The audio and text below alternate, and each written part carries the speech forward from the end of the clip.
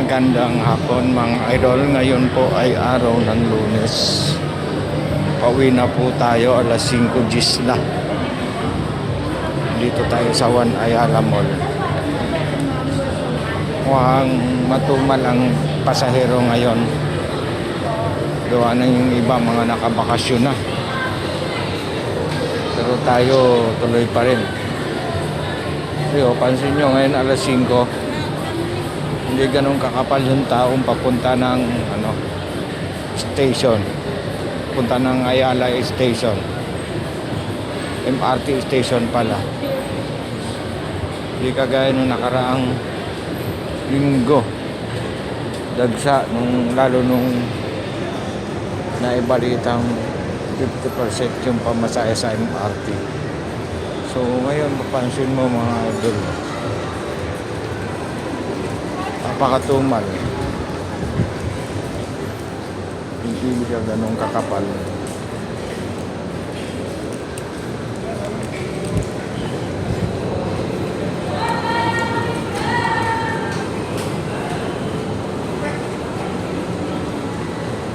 Kahit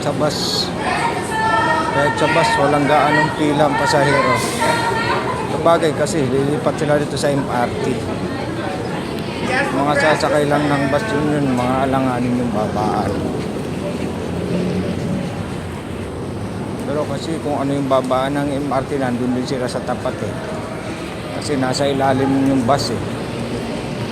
So kumbaga nahahati talaga guys yung pagpasahero. Pero sa ngayon, tinan nyo yung pilahan ng bus doon guys. Oh. Dati napupuno yan ng tao yung pilahan na yan, yung may signboard ng Ayala na yan, napupuno yan. Pero ngayon walang kapila-pila mga idol. Dati paikot yan, sumasakay ako dyan dati, paikot ang pila dyan. Pero ngayon wala, matumal lang pasahero kumbaga.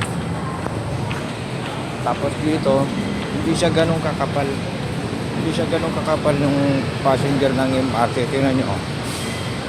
Dati-rati mga 5 nung dagsa hanggang dito na yung tao niyan guys oh. Makapal yan dito dapat. Pero ngayon wala. Medyo bagal lang sila doon sa entrada papasok. Pero hindi siya makapal. Hindi kagaya nung nakaraang linggo. Palagay ko lalo na ito bukas tsaka Miyerkules. Dalawang araw papasok eh. Palagay ko hindi na ito ganong kakapal.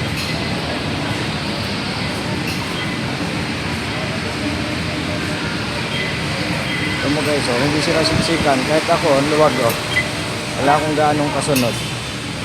Ganon din dito sa mga umi-exit. Dahil nga sa weekend, full week na. So hindi na 100% yung commuters, passenger. Konti na lang sila. So baka hindi ito balyahan sa MRT.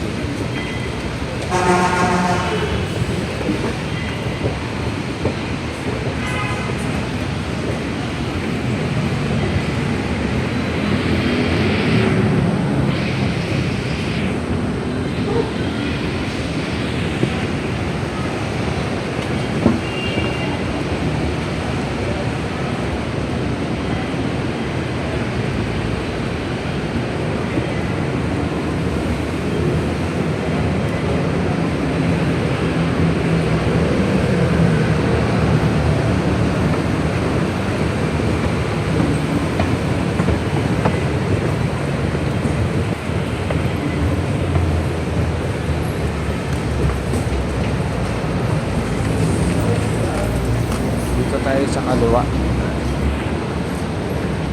loading tayo, northbound tayo eh.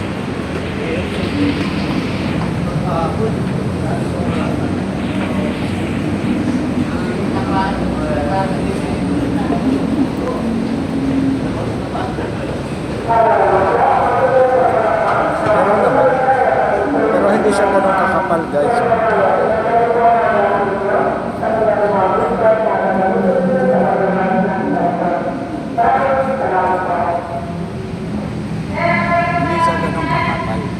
natin, punong-puno na to. Hanggang dito sa gilid na to. Siksik ka dito ngayon. Okay guys, hanggang dito na lang. Thank you.